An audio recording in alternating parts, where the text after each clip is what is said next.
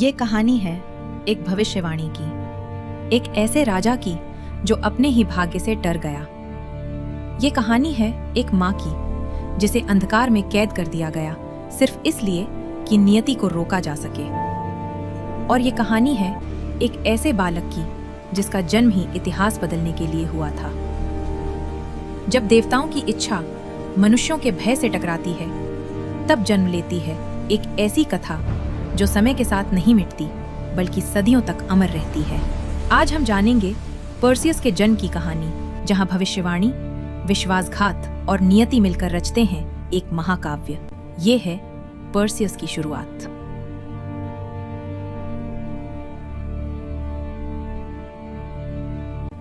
प्राचीन यूनान, जहां देवता आकाश में रहते थे और मनुष्य धरती पर अपने भाग्य से अनजान।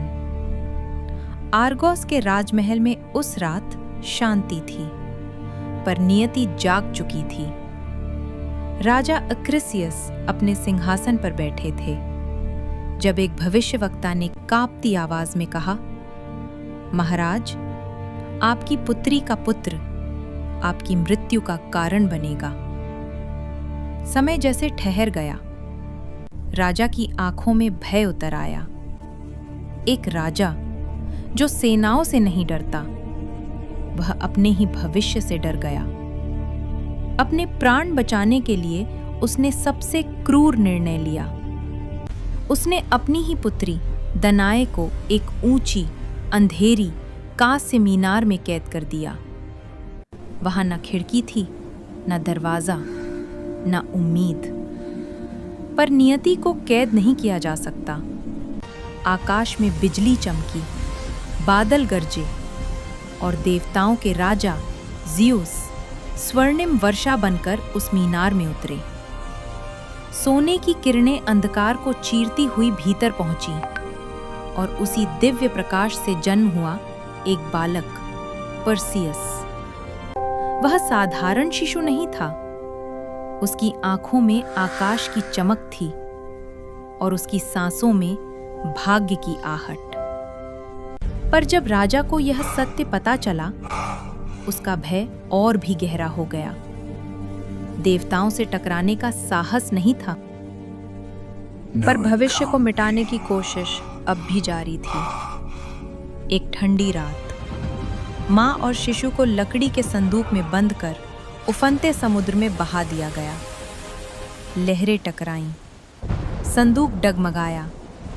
दाने ने अपने पुत्र को सीने से लगाया, मानो वह अपने प्रेम से समुद्र को शांत कर देगी। दिन बीते, रातें गुजरी, सूरज तपता रहा, तूफान गरजते रहे, पर संदूक डूबा नहीं, क्योंकि नियति ने अभी हार नहीं मानी थी।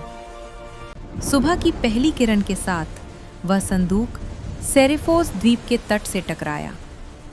एक साधारण मछुआरे ने उसे देखा। उसने संदूक खोला और भीतर पाया खकी हुई माँ और शांत चमकती आंखों वाला बालक। उस दिन समुद्र ने मृत्यु नहीं, एक नायक को जन्म दिया। समय बीतता गया।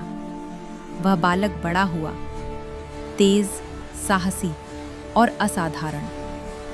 उसे नहीं पता था कि उसके जन्म के साथ ही एक भविष्यवाणी चल पड़ी है। उसे नहीं पता था कि एक दिन उसका नाम देवताओं और राक्षसों के बीच गूंजेगा।